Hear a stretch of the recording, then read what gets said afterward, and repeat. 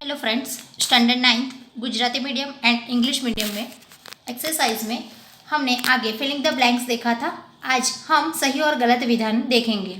इसमें poem number 1 के exercise में सही गलत विधान हो गए हैं, इसलिए आज इस लेक्चर में चैप्टर नंबर 2 से चैप्टर नंबर 5 तक के सही और गलत विधान लिए हैं, जिसको हम आज उसका अभ्यास करेंगे और उसके बाद आपको नोटबुक में लिख लेना है।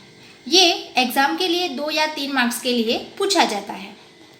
चैप्टर नंबर 2, उसमें न्याय मंत्री की स्टोरी आपको मालूम है कि सम्राट अशोक अच्छे न्याय मंत्री की खोज के लिए वेश बदल कर नगर में जाता है और किस प्रकार से एक सच्चा न्याय मंत्री ढूंढकर लाता है। इसका पूरा चैप्टर आपको याद है। इसके आधार पर हम आज ये सही और गलत विधान का अभ्यास करेंगे। सबसे पहला सेंटेंस है, शिशुपाल न्याय की कसौटी पर खरा उतरा। तो ये विधान सही है, क्योंकि शिशुपाल जो एक न्याय मंत्री के रूप में नगर में किस प्रकार से खोजा गया था और सम्राट अशोक ने उन्हें राजमुद्रा देकर विरुद्ध दिया था न्याय मंत्री का, इसलिए वो सच्चे अर्थ में न्याय करता है और अंत में जब सम्राट अशोक अपराध करते हैं तो उनको भी वो सजा देने के लिए तैयार हो जाता है, इसलिए ये सेंटेंस सही है। नंबर 2, स्वयं सम्राट ही निरपराधी थे। निरपराधी माने कि अपराध नहीं करते हैं वो, लेकिन वो तो अपराधी थे, इसलिए ये गलत विधान है, क्योंकि सम्राट ने पहरेदार की हत्या की थी, इसलिए वो अपराधी है। तीसरा सेंटेंस है, शिशुपाल ने सम्राट से राजमुद्रा वापस लेने की प्रार्थना की।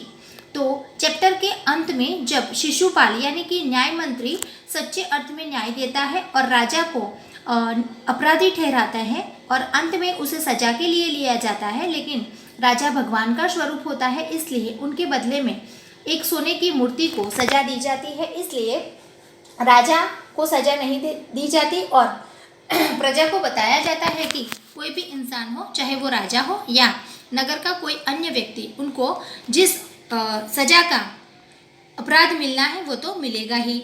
इसलिए ये बात करते हुए लास्ट में शिशुपाल कहता है कि मैं मंत्री का पद नहीं निभा सकूंगा, ये बहुत बोझा रूप है, इसलिए वो राजमुद्रा वापस लेने की प्रार्थना करते हैं। तो ये विधान सही है। चैप्टर नंबर 3, क्या निराश हुआ जाए। वो चैप्टर में भी 2 अलग अलग प्रसंगों के द्वारा लेखक ने बहुत ही अच्छी तरीके से बताया है कि हमें हर एक इंसान के प्रति निराश होने की ज़रूरत नहीं है, यानी कि किस प्रकार हमें अलग अलग अनुभव होते हैं और अनुभव में कभी कभी धोखा भी मिल जाता है, लेकिन फिर भी हमें निराश नहीं होना है। इस चैप्टर के आधार पर यहाँ सेंटेंस 4 दिए गए हैं, उसको सही या गलत समझेंगे। पहला विधान है, उच्च पदों पर बैठे लोगों के चरित्र भी दोषपूर्ण दिखाई देते हैं। ये पूरे पैराग्राफ में समझ में दिया गया है और ये विधान सही है कि सही बात है कि उच्च पद पर जो बैठे हैं उसको हम क्या देखेंगे, उसके दोष ही हम निकालेंगे, अच्छा काम करते हैं वो नहीं देखेंगे। दूसरा विधान है, भारत ने भौतिक वस्तुओं के संग्रह को महत्व दिया है। ये विधान गलत है, क्योंकि चैप्टर में दिया गया है कि वस्तुओं के संग्रह को महत्व नहीं दिया है, इसलिए ये विधान गलत है। नंबर 3, बस कंडक्टर पुरानी बस लेकर आया। ये विधान भी गलत है, क्योंकि बस बिगड़ गई है जो पुरानी थी, इसलिए रात को लेखक और उनकी पत्नी और बाकी सब लोग वहाँ बैठे थे, तब बस कंडक्टर नई बस लेकर आता है, इसलिए ये विधान गलत है। नंबर 4, हमें निराश होने की ज़रूरत नहीं है। ये भी चैप्टर के अंत में लेखक ने 2 अनुभव अपने प्रसंग बहुत अच्छी तरह से बताया है और उसमें बताया है कि अंत में हमें निराश होने की ज़रूरत नहीं है। आगे देखा जाए तो चैप्टर नंबर 4 जो कर्ण का जीवन दर्शन है। कर्ण के जीवन दर्शन में भी कर्ण ने जो कृष्ण के साथ बातें की थी और अपने चरित्र के बारे में बताया है कि वो किस प्रकार का इंसान है, उसे राजवैभव की कोई ज़रूरत ही नहीं है। इस प्रकार इसके आधार पर 4 विधान दिए गए हैं, उसको हम समझेंगे। पहला विधान है, कर्ण त्यागी और दानी पुरुष था। ये बिल्कुल सही है, क्योंकि वो उसका स्वभाव ही ऐसा है और पहले ही बताया गया है कि वो इस सारी चीज़ों का त्याग करना चाहेगा। भले ही वो सबसे बड़ा पुत्र है, उसको राजगद्दी भी नहीं चाहिए, कोई वैभव भी नहीं चाहिए, और दानी पुरुष इसलिए है कि वो हमेशा दूसरों को दान देना चाहता है और उसका दूसरा नाम भी दानी पुरुष के नाम से जाना जाता है। तो पहला विधान सही है। दूसरा है कर्ण सर्प के समान है, यानी कि यहाँ सर्प के समान उसकी गणना नहीं की गई थी, वो गरुड़ के समान था, इसलिए दूसरा विधान गलत है।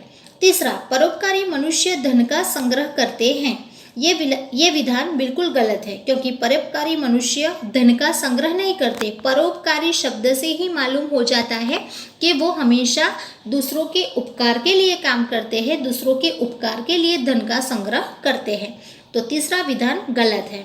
नंबर 4, धन संपत्ति परोपकार के लिए नहीं होती, ये भी गलत है, क्योंकि धन संपत्ति हमेशा परोपकार के लिए होती है। संसार में देखा जाए तो, दुनिया में देखा जाए तो हर एक इंसान अलग अलग तरीके का होता है।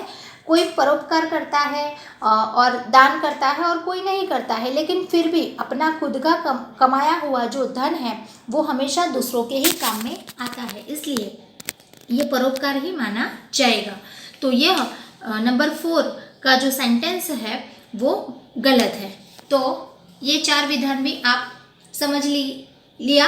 अब चैप्टर नंबर 5, स्वराज्य की नींव। स्वराज्य की नींव में भी जैसे कि रानी के बारे में अलग अलग पात्र के द्वारा बहुत अच्छी तरह से नाट्यांश प्रस्तुत किया गया है, और उसमें भी झांसी की रानी है वो किस प्रकार से अपनी स्वराज्य की नींव डालना चाहती है, और एक नारी होने के कारण भी नारी शक्ति प्रदर्शित करती है, और बहुत सारे राजा सेना बल होने के बाद भी वो अपना जो किला है वो नहीं बचा पाती है, उसे हमेशा अफसोस रहता है। इसके आधार पर 5 सेंटेंस दिए गए हैं, उसको हम समझेंगे। पहला है, झांसी की रानी ने निश्चय किया कि मैं ग्वालियर का किला नहीं लूँगी क्यों आएगा, क्योंकि लेना ही है, उसके लिए तो उसको युद्ध करना था, इसलिए ये विधान बिल्कुल गलत है। नंबर 2, रानी की सेना के पास शक्ति है फिर भी वह दुर्बल है, यानी कि सेनापति है उसका बहुत सारी सेना है, लेकिन सेना उसके अंश में नहीं है, अंकुश में नहीं है, उसके कहे में नहीं है, इसलिए वो अपने आप को और अपनी सेना दल को दुर्बल मानती है, तो वो विधान सही है। नंबर 3, तात्या ब्रह्मभोज में लगे हुए थे। ब्रह्मभोज का मतलब है कि वो भी राजाओं के साथ अय्याशी में डूबा हुआ है, उसको भी ये ज्ञात नहीं है कि मुझे रानी लक्ष्मीबाई का साथ देना है और मैं एक सेनापति हूँ, इसलिए ये सेंटेंस चैप्टर में दिया गया है कि तात्या भी ब्रह्मभोज में लगे हुए थे, इसलिए नंबर 3 सेंटेंस जो है सही है। नंबर 4, जूही अच्छी नर्तकी थी, नर्तकी यानी कि नाच करने वाली। बहुत सारे पहले मनोरंजन के लिए कोई मूवी या ऐसी कोई मनोरंजन का साधन नहीं था, तब ऐसी स्त्रियां नाच करती थी, डांस करती थी, इसलिए उनको मनोरंजन मिल जाता था। तो जूही भी यही काम करती थी, इसलिए वो नर्तकी थी, ऐसा चैप्टर में दिया गया है, इसलिए ये विधान सही है। नंबर 5, लक्ष्मीबाई स्वराज्य की नींव का पत्थर बनना चाहती थी। स्वराज्य की नींव चैप्टर का नाम ही है। स्वराज्य की नींव मानी उसका बेस बनना चाहती है। अगर बेस ही अच्छा न हो तो इमारत या बिल्डिंग अच्छी तरह से नहीं बन सकती। तो लक्ष्मीबाई वो नींव बनना चाहती थी, वो बेस बनना चाहती थी, वो पत्थर बनना चाहती थी, जिसके आधार पर वो सारे स्वराज्य को वापस कर सके। तो ये विधान बिल्कुल सही है। आपको ये सारे विधान अपनी नोटबुक में ऑब्जेक्टिव प्रश्न करके लिख लेने हैं, जो एग्ज़ाम के लिए रेडी कर सकते हैं, और इसमें से ही सेम 1 में हमें रेडी करना है मार्क्स 2 या 3 के लिए। Thank you. और अगले लेक्चर में हम आगे के चैप्टर देखेंगे, चैप्टर 6 से 10 तक।